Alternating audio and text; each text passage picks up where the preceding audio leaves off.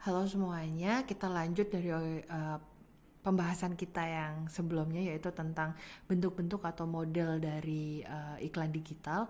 Kita sekarang, sorry mas, halo semuanya, kali ini kita akan ngomongin atau ngelanjutin tentang iklan digital. Kalau kemarin kita udah ngomongin model-model pembayaran tentang iklan digital atau model-model perhitungan pemasangan iklan digital, sekarang kita akan ngomongin bentuk-bentuk iklan digital itu seperti apa. Yang pertama jelas adalah search advertising. Dimana kalau search advertising ini, contoh paling gampang adalah kalau kita googling sesuatu gitu kan, rumah makan terdekat di STI Surakarta. Nah, mungkin kalau kalian memasangkan iklan kalian di Google, rumah makan kalian itu atau restoran kalian itu akan muncul di list paling atas dari mesin pencarian Google. Kalau sekarang biasanya ada tandanya AD-AD yang di depan itu kan. Nah, itu adalah iklan yang muncul karena kita pakai bentuknya search advertising. Lalu yang kedua adalah display advertising. Jelas, display advertising ini bisa jadi banner, bisa jadi pop-up ya. Iklan-iklan yang biasalah kita lihat kalau kita baca koran-koran digital atau menggunakan media-media digital yang lain begitu kan. Itu bentuknya biasanya banner atau sudah terdisplay, kelihatan gitu kan. Lalu yang ketiga bentuk advertising digital yang lain adalah social media marketing. Nah, social media marketing ini bentuknya banyak. Karena kan social media itu bentuk modelnya juga banyak ya. Ada yang cuman foto-foto doang gitu. Ada yang pakainya bentuknya video, reels atau story-story tertentu gitu kan. Tergantung dari modelnya yang kita pilih itu seperti apa gitu.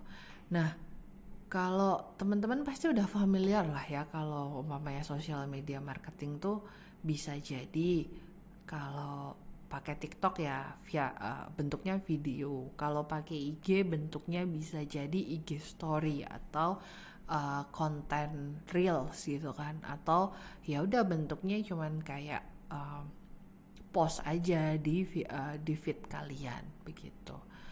Lalu yang keempat ini ada video advertising. Nah, video advertising ini biasanya ya mirip lah, yang contoh tergampangnya adalah kalau kalian buka YouTube. Itu kan ada video advertising kan, bentuknya video. Namun dalam pemasangannya gitu atau pembayarannya biasanya ada yang disebut sebagai pre-video, in a video, and after video. Nah, si pre-video ini gimana? Iklan kita akan dimuat sebelum kita menyetel atau memutar suatu video. Lalu yang kedua, in the video itu iklan kita dimuat di tengah-tengah video. Jadi kalau kalian nonton YouTube terus tiba-tiba muncul iklan, nah itulah yang in the video. Lalu yang terakhir adalah after the video atau post video, di mana iklan kita muncul setelah video yang kita tonton itu berakhir. Nah, biasanya harganya tuh beda-beda tuh antara pre-video, in the video lagi. Biasanya harganya berbeda-beda tuh antara pre-video, in the middle of video, dan post-video gitu. Jadi jelas ya, bentuknya pembayarannya tuh juga macam-macam seperti yang kita bilang tadi. Bisa jadi modelnya pay per click kalau kalian menggunakan si search advertising, atau search advertising juga bisa menggunakan model pembayaran yang pay per impression gitu kan. Jadi macam-macam. Nah, ini cuman bentuknya atau model iklannya itu seperti apa. Bukan model pembayarannya ya. Kalau kemarin kita bayar lagi. Kalau kemarin kita ngomongin tentang model pembayaran, kalau ini kita ngomongin tentang model bentuk iklannya itu seperti apa dan ditempatkannya itu di mana. Nah, setelah kita ngomongin tentang bentuk, kita ngomongin tentang model pembayaran, sekarang kita ngomongin tentang customer lifetime value. Customer lifetime value ini apa sih? Itu adalah customer yang balik lagi ke kalian dan menghabiskan sejumlah uang untuk membeli produk kalian. Seperti yang kita lihat tuh sebagai di layar ya, sebagai deskripsinya adalah jumlah rata-rata uang yang dikeluarkan customer untuk bisnismu sepanjang hubungannya dengan bisnismu. Jadi let's say saya menggunakan hijab dan saya biasanya memakai hijab polos dengan merek Button-Scruff. Saya sudah biasa menggunakan itu sejak tahun 2018. Nah, sejak tahun 2018 sampai sekarang, udah berapa tahun tuh? 19, 20, 21, 22, 23, udah 5 tahun saya menggunakan Button-Scruff. Dan saya biasanya membeli hijab sebulan bisa 2 kali atau sebulan bisa 3 kali, tergantung dari occasion dan tergantung dari kebutuhan. Karena saya sudah jadi customer tetap dari Button-Scruff tersebut akan menghitung customer lifetime value saya ini berapa. Cara yang hitung gimana? Cara yang hitung adalah nilai rata-rata transaksi dikali jumlah transaksi dalam 1 tahun dan dikali waktu retensi. Jadi jumlah transaksi saya dalam 1 tahun berapa? Kalau saya tadi beli minimal rata-ratanya aja lah 2 kali dalam sebulan, 2 kali 12, 24. Berarti saya setahun tuh membeli hijab 24 kali di merek tersebut. Waktu retensinya berapa? Saya udah 5 tahun nih langganan. Berarti 24 dikali 5, lalu habis itu baru dikali rata-rata nilai transaksi. Atau saya itu dalam sekali transaksi berapa dalam 1 tahun kan, lalu di rata-rata lah. Jadi bisa kita kalikan gitu kan. Contohnya ada di depan kan. Contohnya ada di layar, bisa kalian coba. Nyonya A memiliki usaha minuman. Minumannya berkisar antara 10.000 sampai 20.000. Pelanggan Z selalu membeli minuman dalam menunya itu Thai tea yang harganya 15.000 per 1 minggu selama 2 tahun. Berarti dia dalam 1 minggu itu menghabiskan 15.000 dan 1 bulan itu ada 4 minggu. Jadi dia itu menghabiskan sebulan 60.000. 60.000 dikali 24. Berapa nilai customer lifetime pelanggan sih? Nah, kalian bisa hitung ya. Kalian bisa hitung karena udah gampang banget. Sebenarnya kenapa sih kita harus menghitung customer lifetime value? Karena sebagai brand, ketika kita menghitung customer lifetime value, kita punya benefit. Yang pertama, meningkatkan kesetiaan pelanggan. Kalau kita ngitung customer lifetime value dan dia sudah jadi pelanggan tetap, kita tahu kan dia udah jadi pelanggan tetap kita akan biasanya memberikan diskon-diskon tertentu atau produk-produk tertentu yang mungkin limited edition atau diskon customer, diskon ulang tahun gitu. Jadi pelanggan tersebut akan lebih loyal ke kita, lalu meningkatkan profit perusahaan. Saya jelas kebanyakan menggunakan hijab yang polos dan Button-Scruff sudah punya data saya serta behavior pembelian saya. Jadi ketika dia mengeluarkan warna baru yang mungkin limited edition, mungkin hijau mermaid atau hijau uang dolar gitu kan, dia akan langsung menghubungi saya melalui email atau biasanya melalui WA dan mengatakan kalau dear customer, kita punya warna terbaru nih yang limited. Nah, sebelum dikeluarkan saya udah tahu duluan begitu. Atau memberikan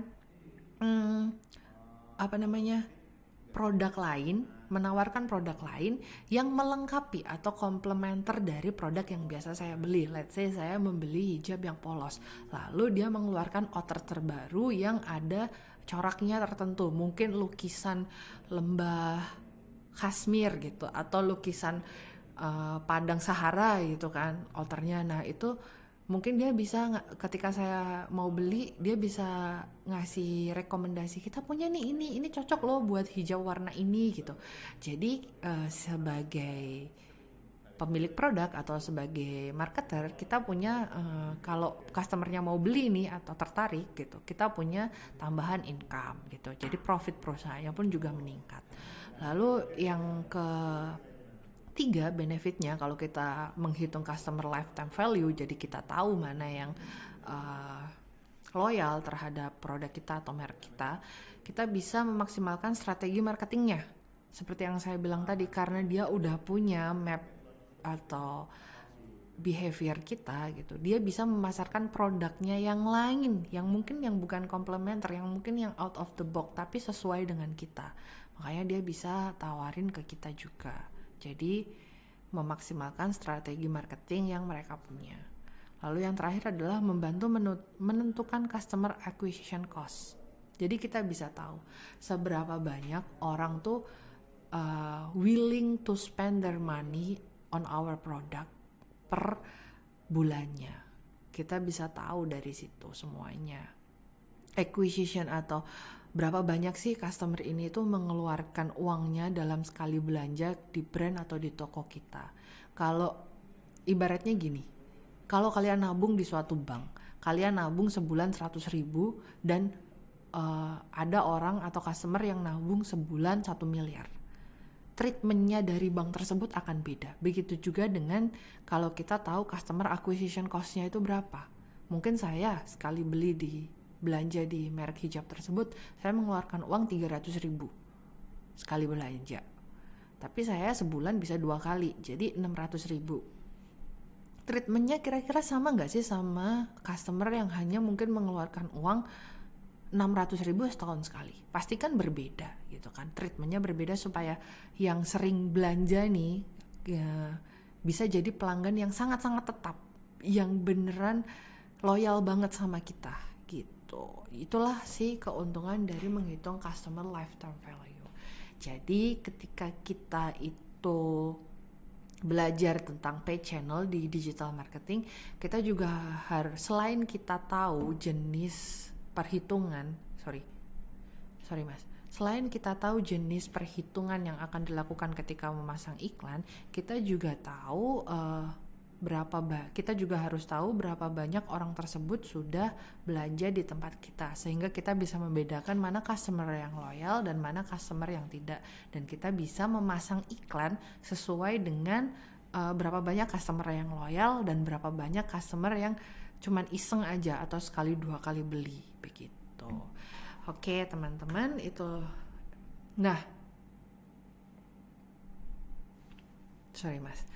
terus